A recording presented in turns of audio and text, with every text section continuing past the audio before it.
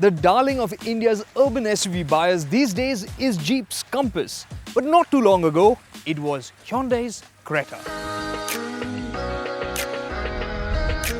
But the Creta has been the damn near perfect recipe for the urban SUV.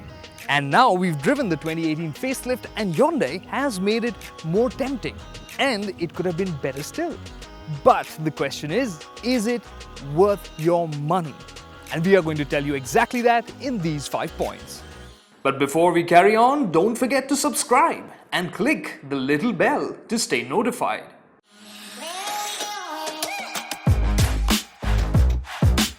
The squareness of the design has always been the Creta's design trump card.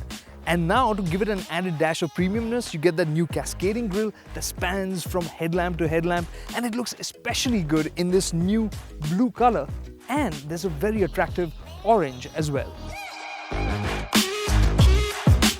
And like before, it has projector lamps and static cornering lamps.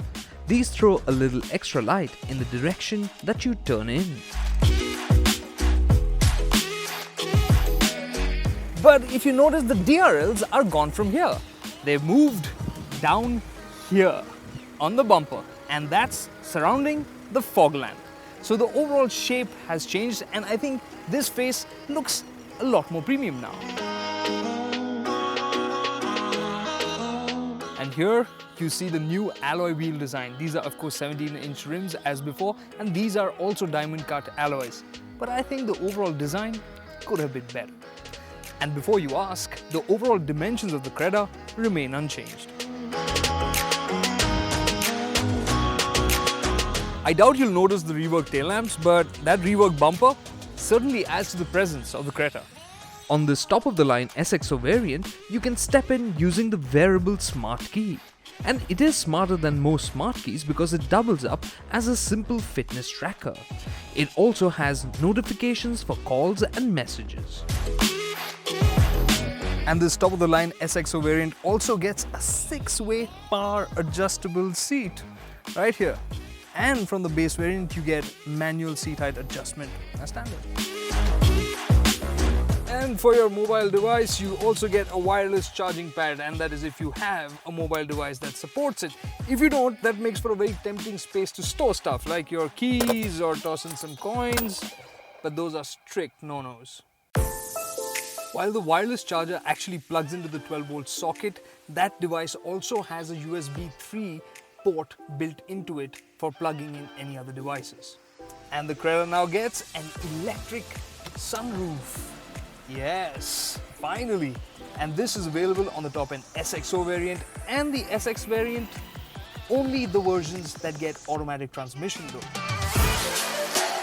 On the safety front, the Creta now offers speed-sensitive door locks as standard, and it also gets pre-tensioners for the seat belts, but sadly, there are no load limiters. Then there's the way it drives. What's changed here? Well, nothing much really. You still get the 1.4 litre diesel, the 1.6 litre petrol, and the 1.6 litre diesel, which is available with automatic transmissions, of course. The one we're driving here is the top-of-the-line 1.6 diesel with the manual transmission. Now, light tweaks have been made, and you can feel a little bit more drivability on offer at low RPMs from this engine now. So everyday drivability has improved, and highway usability is good too. The engine's smoothness and refinement is also unchanged, which means it's impressive. Hyundai claims fuel efficiency has improved by 3% for the petrol and 4% for the diesel. And in our real-world tests, we found that this diesel manual returns 14 kpl in the city and 21.8 kpl on the highway. That is pretty efficient. One extra feature that's offered now by Hyundai on the manuals is cruise control, for that little bit more hassle-free driving, especially on the open road. And while the hardware is the same here, the Creta's brakes feel better now. And one thing that still continues to work for me is the seating position. It feels high enough from the ground to give you that little bit of extra comfort and confidence, whether you're in the city or on the highway. So, is everything good? Well, no, the Creta is bizarre in some ways. For instance, the automatic transmission options aren't available in the top-end trim, which means you can't get 6 airbags, the powered seat adjust, or wireless charging for those who have lazy left feet. And ISOFIX mounts for child seats, those are only available in the automatic variants. And ditto for the rear split seats. And when you look lower down, on the E Plus variant, it's only the petrol that gets tweeters. The diesel doesn't.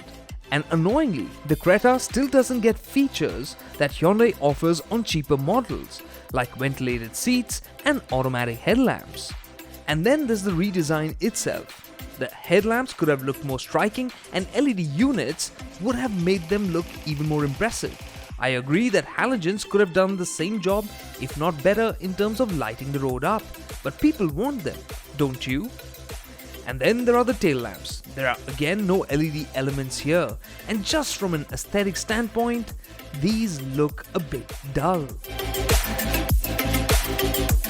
Okay, the prices. And this is where Hyundai makes us pipe down about our complaints. Because if you look at the new Creta's variants and compare them with the equivalent variants of the pre-facelift Creta, the new variants are actually priced at the same level, if not lower, despite having more equipment than before. And this applies even to the SX variant. And while the SXO variant is more expensive, it also justifies that premium amply.